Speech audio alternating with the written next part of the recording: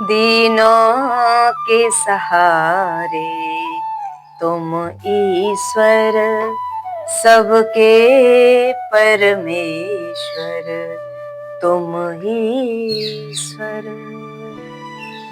सर्वप्रथम वीडियो को अंत तक देखें, इसमें क्या रहस्य छुपा हुआ है, क्या इसका गूढ़ अर्थ है, वो वीडियो के अंत में आपको प्राप्त होगा। पूरी वीडियो को देखेंगे तब आप इस आध्यात्मिक से की बनी हुई इस वीडियो को समझ पाएंगे कि इसका अर्थ क्या है, इसका तात्पर्य क्या है।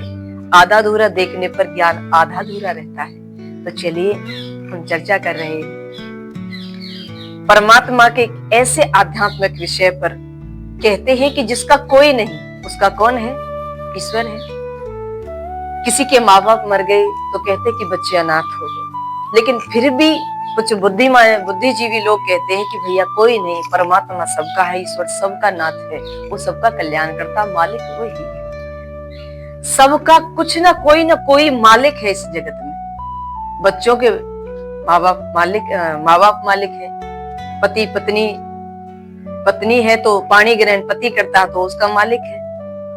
कोई कहीं नौकरी कर रहा है वह भी उसका मालिक है। शिष्य है तो उनका जो नाथ है ईश्वर कहा जाता है, मालिक कहा जाता है, गुरु को कहा जाता है। परंतु एक विचार करने योग्य बात है कि इस संपूर्ण जगत में कोई ऐसा भी है जिसका कोई मालिक नहीं, जिसका कोई नाथ नहीं, यानी वही अनाथ है, वो सबसे बड़ा अनाथ है। कभी आपने सुना है कि ऐसा कौन है कि जिसका कोई भी नहीं है, कोई गार्जियन नहीं, कोई मालिक नहीं, कोई सलाहकार नहीं, कोई समझाने वाला नहीं? ऐसा आखिर कौन है? जरा विचार करिए।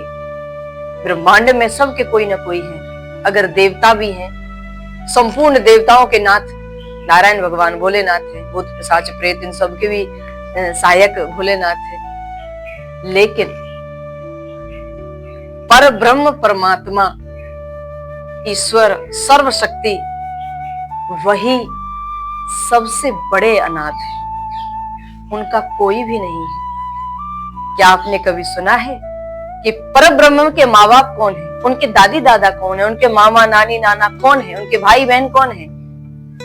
अब कुछ लोग ये कहेंगे कि राम जी के तो थे, कृष्ण के तो थे, उन्होंने इस धराधाम पर अवतार खाली लिया है, वो पर ब्रह्म के अंश अवतार माने जाते हैं। जो पर ब्रह्म परम शक्ति है वो अपने आप में पूर्ण है और उन्हीं को संत महापुरुष सबसे बड़ा अनाथ कहते हैं। वो सबके नाथ हैं, सबके मालिक हैं, सबके परमेश्वर है, परंतु उनका कोई भी नाथ नहीं है, कोई उनका मालिक नहीं है। वो अपने आप में संपूर्ण है, पूर्ण है, अनंत है, आदि है, अवर्णनीय है, अलौकिक है। वही सबसे बड़े अनाथ है।